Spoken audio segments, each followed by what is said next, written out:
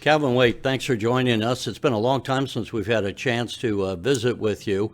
And it seems like there's a whole lot been going on in the world of crypto over the years. And we wanted to, let's start off. You and I agreed to do a couple of different series of topics on an ongoing basis here and there. We can come back and touch to you. But I think so many people have heard the term cryptocurrencies and they really don't know much about it and probably don't know anyone in their universe who knows much about it to even ask, what is this? So that's where you come in. You've been involved in crypto. I think you told me off camera that you bought your first crypto back in 2012. So in the world of cryptocurrencies, you're a longtime expert, it seems like. So we Yeah. appreciate you sharing your knowledge with us. So with that in mind, and before we get into some more complicated issues, in this video, we'll just cover some of the basics. Can you start off by telling us what is cryptocurrency? So cryptocurrency is essentially a digital currency, but instead of it being backed by a central government or a central bank or some kind of authority kind of entity, it is backed by technology. It's just code. How it works is there's a public ledger. Most of the cryptocurrencies, they have a public ledger, and it's cryptographically secure. So everybody that wants to participate in this economy, they would download a wallet. They would install the software, in other words, and then they would get their own little personal password, which we all call a private key. And that private key allows you to gives you permission to send the units of whatever cryptocurrency to other people. And what's neat about it, and this is where the technology came from, is that people can, it's a public ledger, and I can send coins, and the network can validate that I have my password without me actually revealing my password. Normally, there's a central database where the password would be stored by an administrator. They would validate that the password is correct, and then they would allow you to access the website or whatever. But in this case, you can sign something in a cryptographic way that the network knows that you have the password without revealing it. And there was that kind of light bulb moment that allowed cryptocurrency to exist. So I can send coins. Everyone knows that I sent them. The public ledger gets updated, and we have a full functioning economy where I can transact and do all that sort of thing. So if I bought something from you with cryptocurrency and you talk about a public ledger, I think it's been described before as kind of a when you write on your checking account and you write on your ledger, I wrote a check out to Joe Blow. That's the ledger. Only in this case, that's public. Would the whole world be able to see that I bought a car from you or tennis shoes from you or whatever the case might be? Well, the things that are not public are what you actually bought. All that's recorded on that public ledger is a random string of characters that represents your address and the amount in that's assigned, amount of Bitcoin or something else that's assigned to that address. So if I buy shoes, that's not going to, the shoes aren't going to show up on the blockchain. But the fact that I moved coins from my wallet to your wallet is there. I, So if somebody was able to figure out that your address, whatever the random string of characters is actually you, then they can see a history of all of your ins and outs for the entire history of your wallet. So once you strip away the connection, the anonymity between the random string of characters and a human, suddenly it's completely transparent. so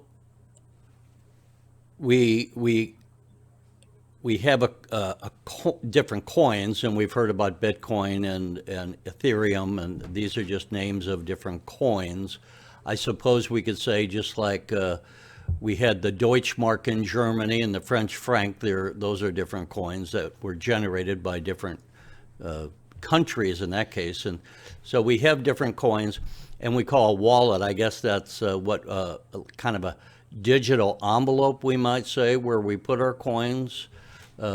Just as we would have paper dollars in our wallet, we're using these same kind of terminologies. And then when I go to Yeah. buy something, I take the digital coin out of my digital wallet to make a purchase.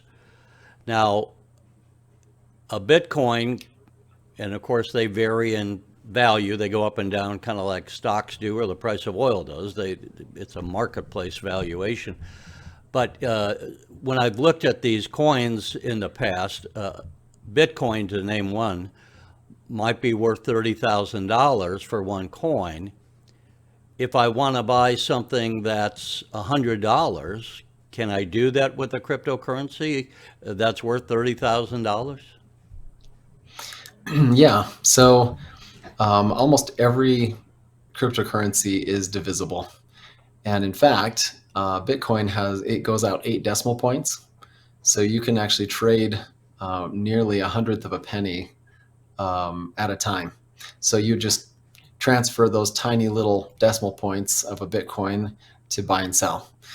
Ethereum's even worse. I think a lot of the tokens on the Ethereum blockchain, they go out 18 decimal points. So I guess they've really tried to future-proof the ability to really scale down to very minute amounts. If you wanted to buy something and it cost 50 cents, you could do it. The only cost prohibitive issue with Bitcoin itself is that the sender pays the network fees. So if I needed to send you 50 cents, I would have to pay $15 or $20 as a fee to send you that 50 cents. And so there are other solutions that the developers are working on.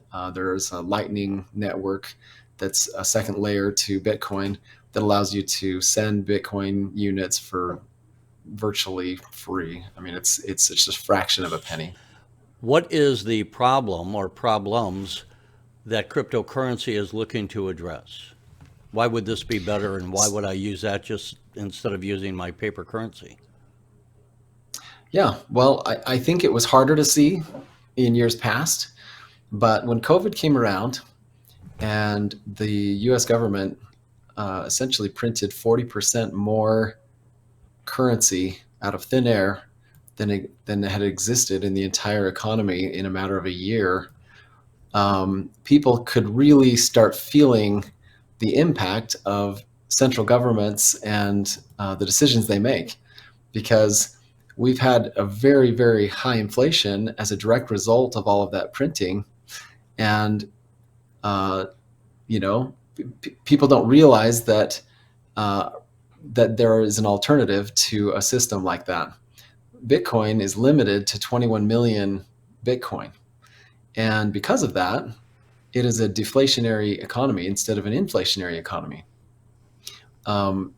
It was almost done as an experiment, but it has created this extremely hard asset where the more money is printed, by comparison, that 21 million will never change. So when you own a portion of that Bitcoin network, whether it's a single Bitcoin or a fraction of a Bitcoin, you will always own a percentage of the same percentage of that economy.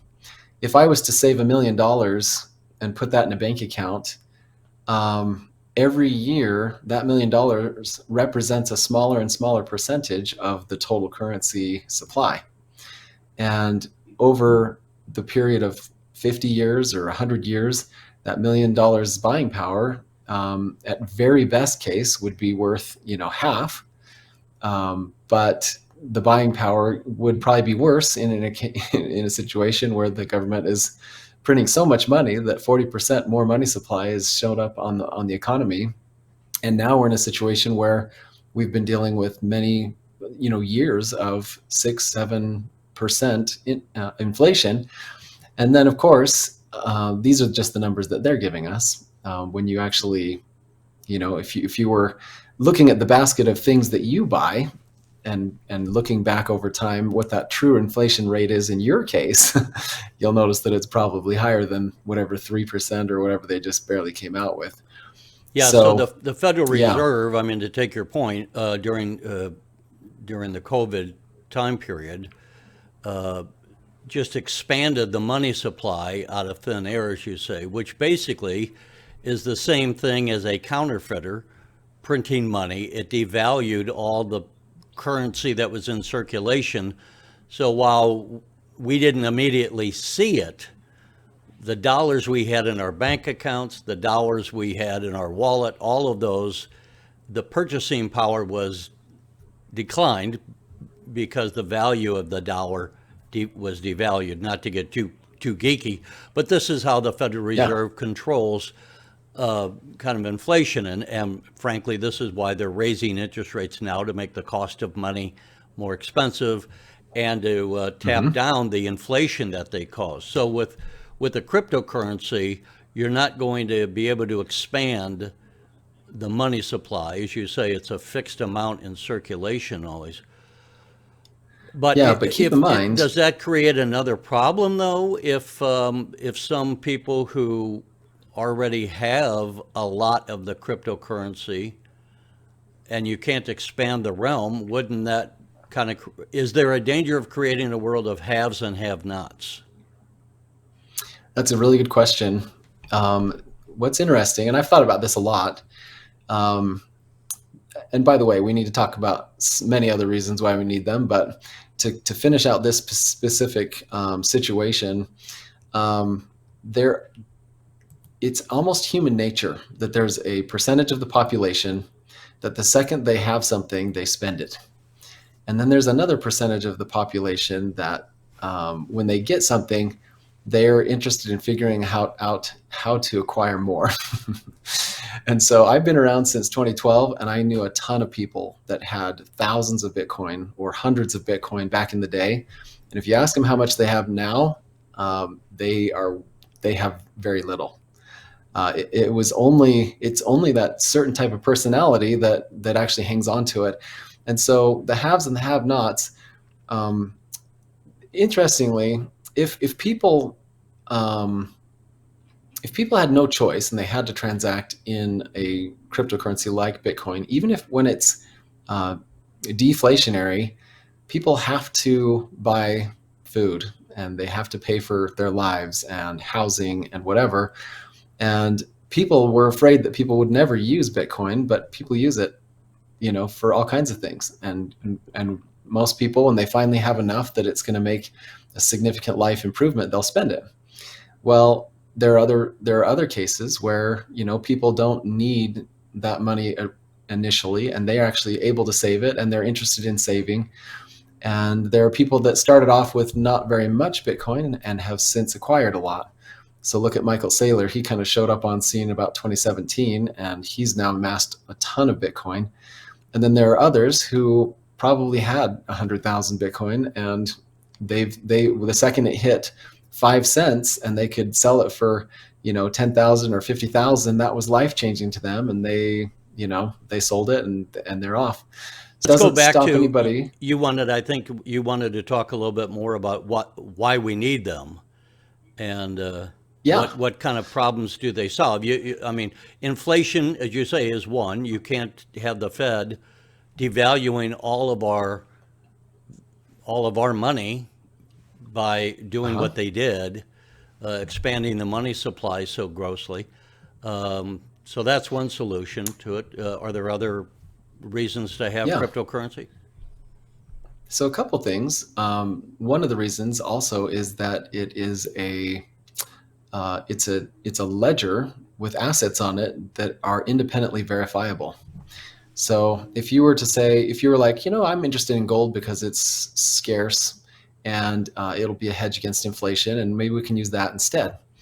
Well, the problem with that is that nobody knows how much gold there is. There's no way to verify or validate what's out there or what potentially could come into the economy or whatever.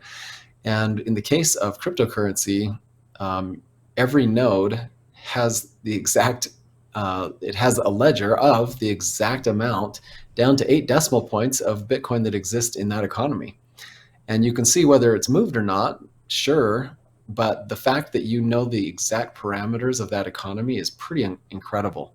So the level of transparency and all of that is very interesting. So let's pretend like the government or a certain group, you were able to see which wallet was theirs.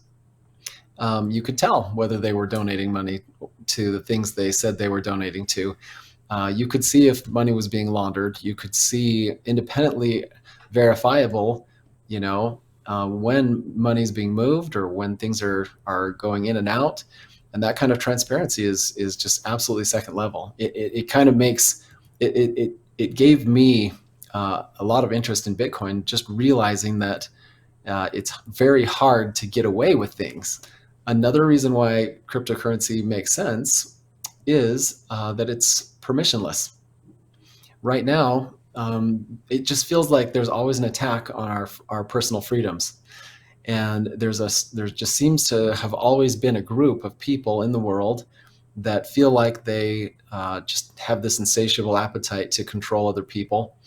And if you want to control a populace or control a group of people, if you control the money, you control everything.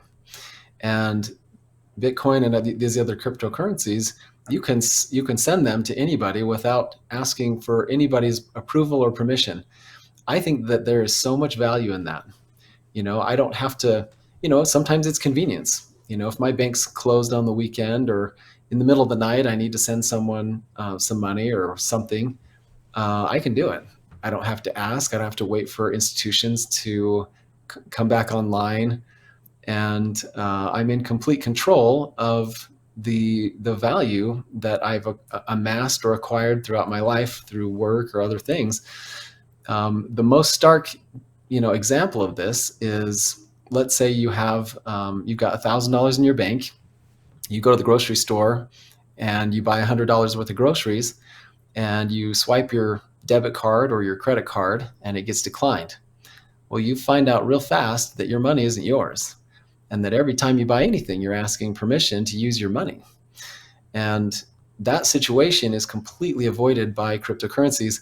Well, what does that do to a country that has a very domineering, communist controlled situation, or a dictator that wants to completely keep its populace under So as an control? example, let's look at China. People there have a hard time. They can't take their money out because of the regulations of the Communist Party of China.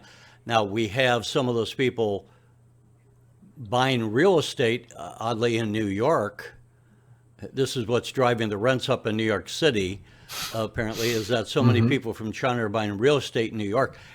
And there's no one living in the condo they bought or whatever, but they're using it just as a way of storing the value of money because they Yeah. can't technically take their money out of China. Should we look at cryptocurrencies, which is they would be another financial tool?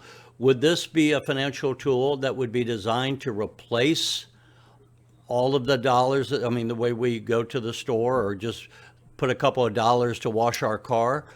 Is it meant to be a replacement, or would it be more to where you are using maybe from one corporation to a next, making major purchases, or the transaction of international trade where you might be exchanging several $billion worth of corn or soybeans? I mean, what is the actual application intended to be for? Is it, or is one application more practical than another? Well, so originally the intention was, we're going to create an alternative currency and it should be used for everything. Well, then Bitcoin hit 10,000 or 20,000, and suddenly it was not very good for buying a cup of coffee or something small.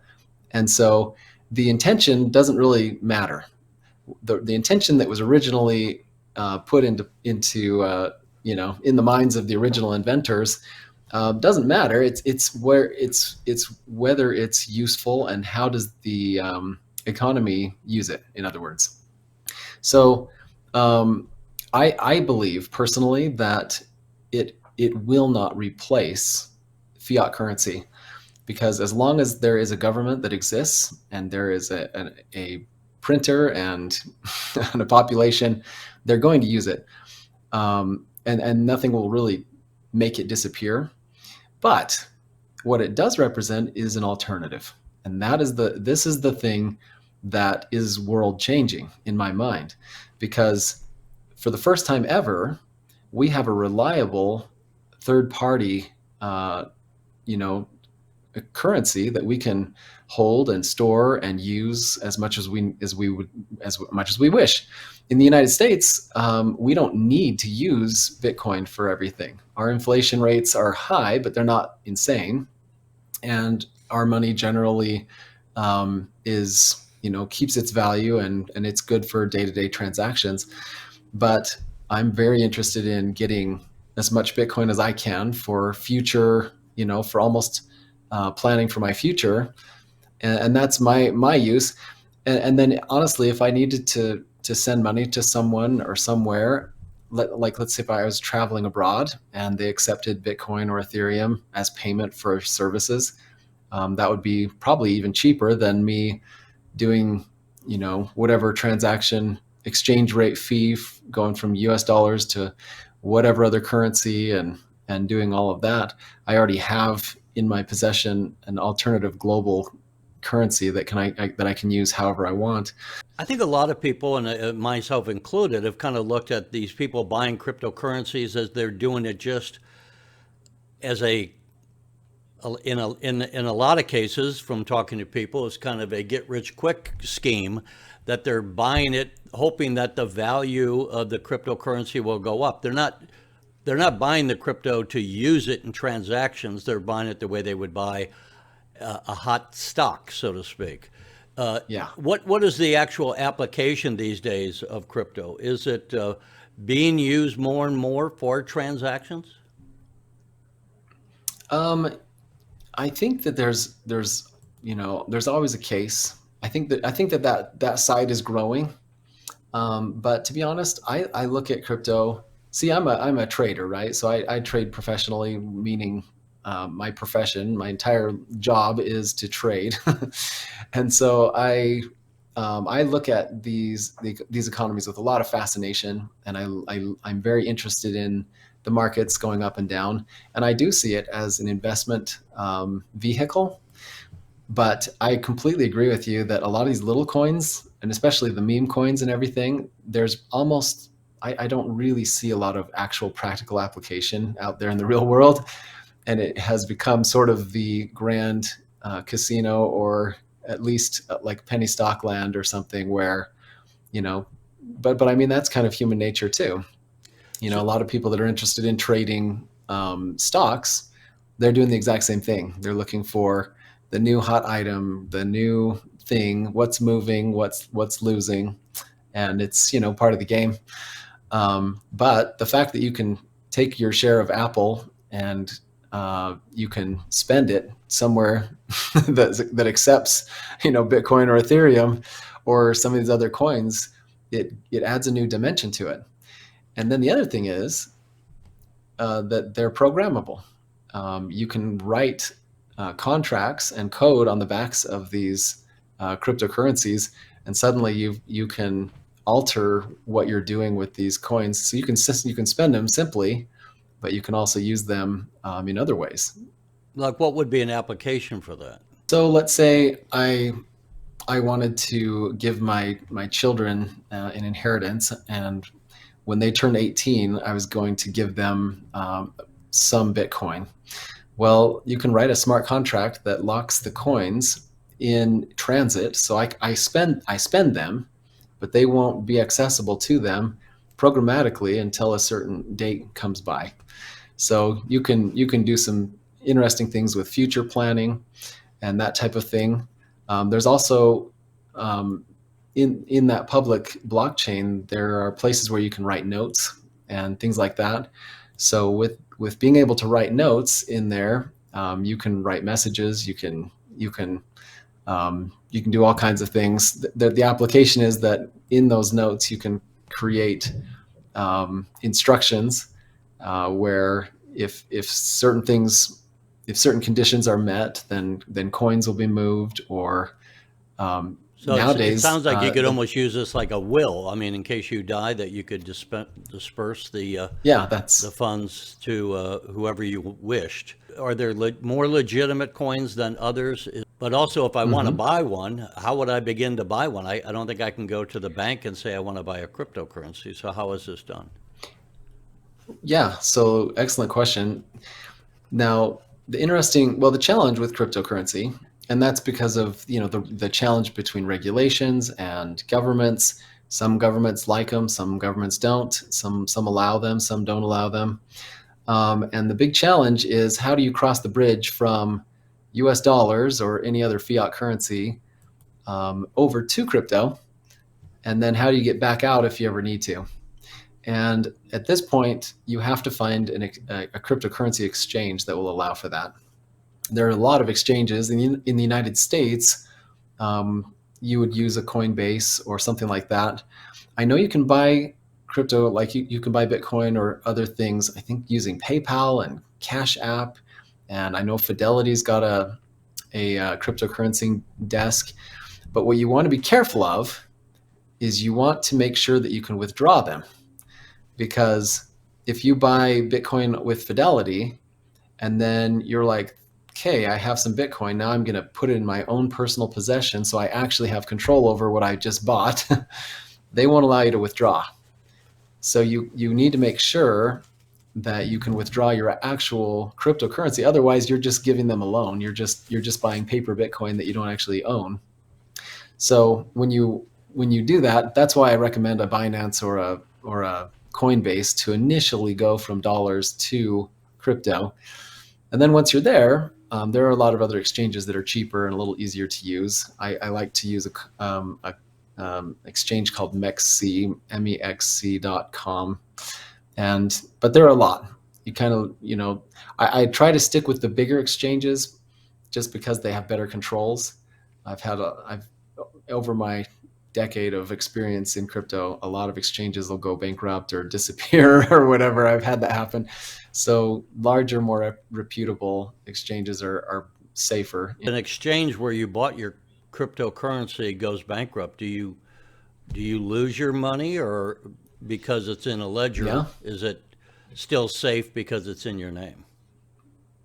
Well, so if you buy cryptocurrency on an exchange and you leave it there, you don't control it. Same as putting money in a bank. It's just that you've replaced your bank with the exchange. So when you buy cryptocurrency, you want to actually buy it and take it off the exchange. And um, there are these little devices. I'll show you an example. Um, this is this is called this is called a Trezor, but you can get any kind of a hardware wallet, and it's just a USB device. You just plug it into your computer, and you can sign transactions, and you can put your cryptocurrency there, and you can do everything you need to, all offline. So it's the safest place to keep your stuff. You can also download and install a wallet on your phone, and then you can transfer your coins off the exchange onto your phone, and at least it gives you a little bit more control. Because this is a digital Um, file. A cryptocurrency is a digital file, so you can download it. If you lose that device you showed me, are you losing your cryptocurrency?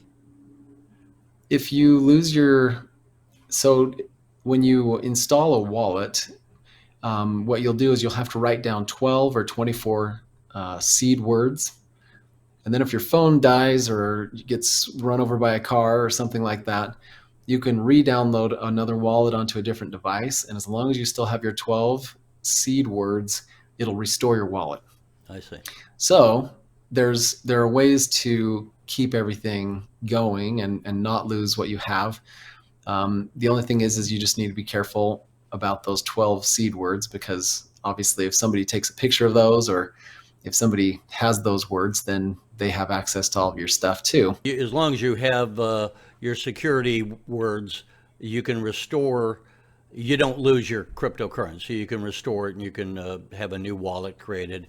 and money, your value of your purchasing powers goes back in. We've Correct. already gone longer on what I hoped it would be kind of a primer, but on the other hand, there's so many aspects of this that when we start from ground zero, that we had to kind of cover base. Before we close out this version and get into maybe different aspects, is there anything else we should add for those trying to get a basic understanding? You can't be intimidated by it. It's easier than you think. The impact that crypto is having and going to have on the world is unbelievable. And you don't have to, mortgage your house and put all your money in, and you don't have to be a scientist to figure it out either. But if you can just download the Coinbase app or something simple and go through the setup and figure out how to connect your bank and all of that, and own a tiny little bit of Bitcoin, $50 or $100 or something like that, just to see what it's like to just get acquainted with this world, because it's going to impact the future. And the sooner you can kind of get your feet wet and understand what's happening, the better.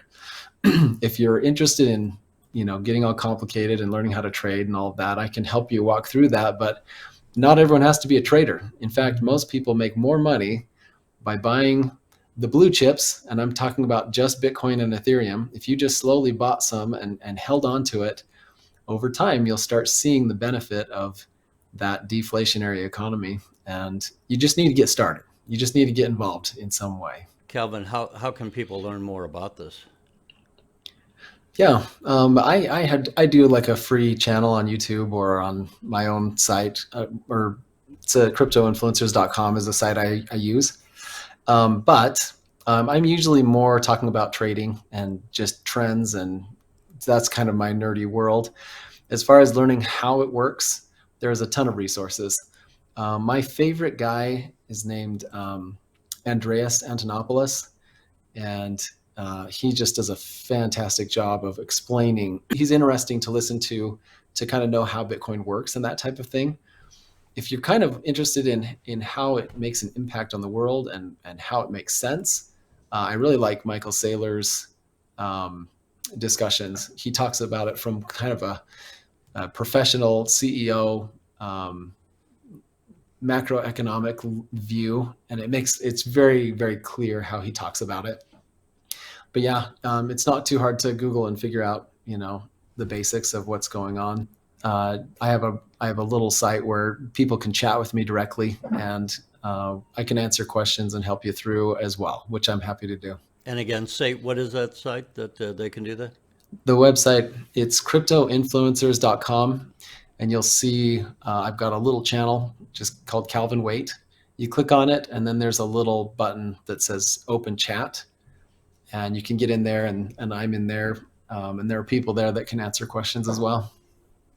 Okay. Well, we can't cover everything. There's so many aspects of the story that I think we've certainly, hopefully, laid the groundwork for people to understand this, because Yeah, as confusing as I'm sure it is for a whole lot of people, myself included, it's something that we ought to know. It's probably fair to say that this is a major trend going forward in the world, and yeah, that the idea that we should have, coins stamped by the Roman Empire, as we have had for a long time, and still had that going on into the 21st and 22nd century is probably not a practical idea.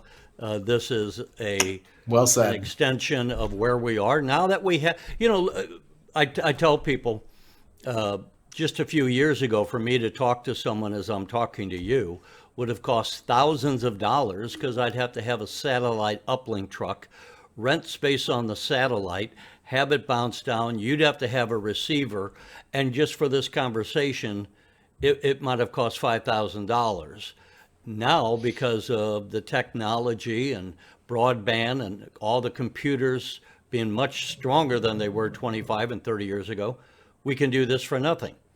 So it's to apply the technology that now exists that didn't exist before, the beefy computers we need, we can apply it to things like currencies and address some of the issues and problems with currencies that we've discussed already, but wouldn't have been possible in the past. So as we go forward, this is a good reason why people should try to educate themselves so they're not blindsided as the world moves into this arena.